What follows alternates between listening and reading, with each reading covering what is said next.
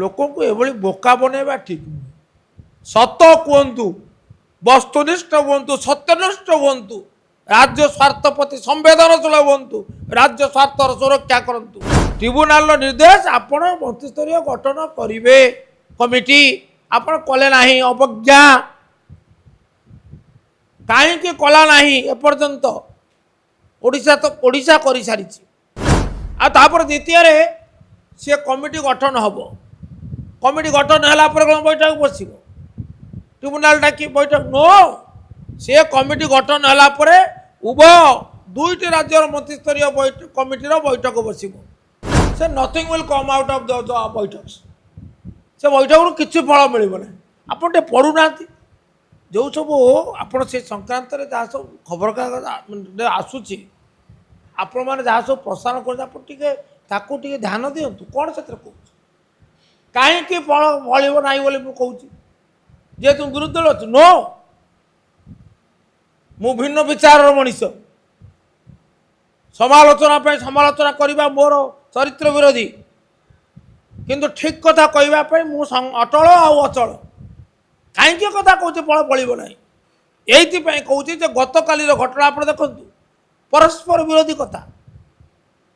କାଲି ଆମର advocate general ମହୋଦୟ ଛତିଶଗଡ଼ର ଆଡ଼ଭୋକେଟ୍ ଜେନେରାଲଙ୍କ ସହିତ ଗୋଟା ଉଚ୍ଚସ୍ତରୀୟ ଶୀର୍ଷସ୍ତରୀୟ ବୈଠକରେ ପୁରୀରେ ଏକାଠି ହେଲେ।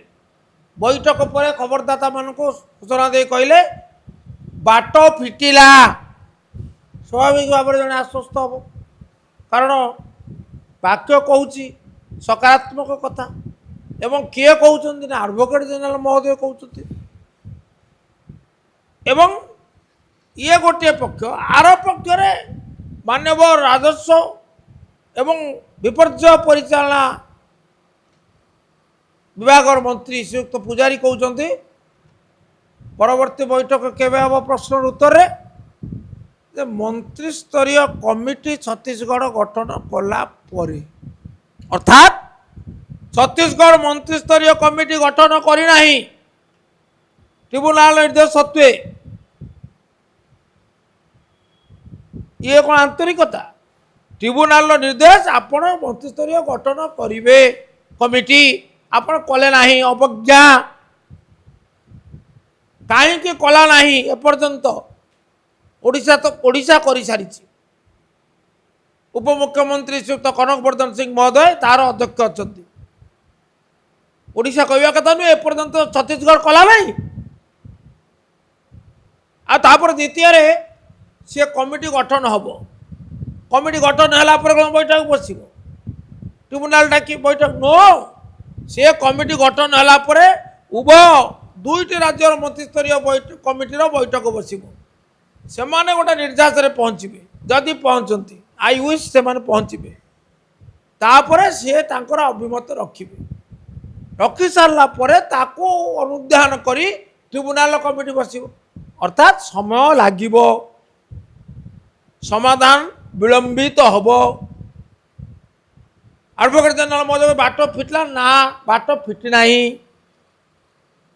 ଯଦି ବାଟ ଫିଟିছে ତାହେଲେ ପୁଣି ଏହାର ଆବଶ୍ୟକତା କାହିଁ ପଡ଼ୁଛି? এটা ସାଧାରଣ ଅନ୍ଧକୁ ଗହିର ବାଟ। ଯଦି ବାଟ ଫିଟିଛି ତାହେଲେ ପୁଣି ମନ୍ତ୍ରିସ୍ତରୀୟ ବୈଠକର ଆବଶ୍ୟକତା କାହିଁକି ପଡ଼ୁଛି? ଏବଂ ମନ୍ତ୍ରିସ୍ତରୀୟ କମିଟିର ଗଠନ ପରେ ଯାଇକିରି ଟ୍ରିବ୍ୟୁନାଲର ବୈଠକ ବସିବା କଥାଟା ଉଠୁଛି କାହିଁକି? ଲୋକଙ୍କୁ ଏଭଳି ବୋକା ବନେଇବା ଠିକ୍ ନୁହେଁ।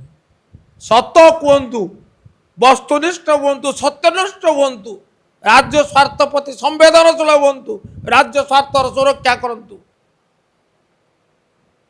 ଡବଲ ଇଞ୍ଜିନ ସରକାର ତ୍ୱରିତ ବେଗରେ କାମ କରୁ। କଟକ କଥାଟା ଆପଣ ଉଦାହରଣ ଦେଉଛନ୍ତି। ହଁ, ନିଶ୍ଚିତ ଭାବରେ ଇଏ ବିଜେଡ଼ି ପାଇଁ ସୁସମ୍ବାଦ ନୁହେଁ। ସେ ଜଣେ ବରିଷ୍ଠ ନେତା, ପୋଖତ ନେତା ଏବଂ ବର୍ତ୍ତମାନ ମଧ୍ୟ ରାଜ୍ୟସଭାର ସଦସ୍ୟ। ତେଣୁ ତାଙ୍କର ନିଷ୍ପତ୍ତି ଦୁଃଖଦାୟକ। ଆଉ କେଉଁ ବିଚାରରେ ନିଷ୍ପତ୍ତି ନେଲେ ତାର ଉତ୍ତର ସେ ରଖିବେ। କିନ୍ତୁ ଅନ୍ତତଃ ଏତିକି କହିବି,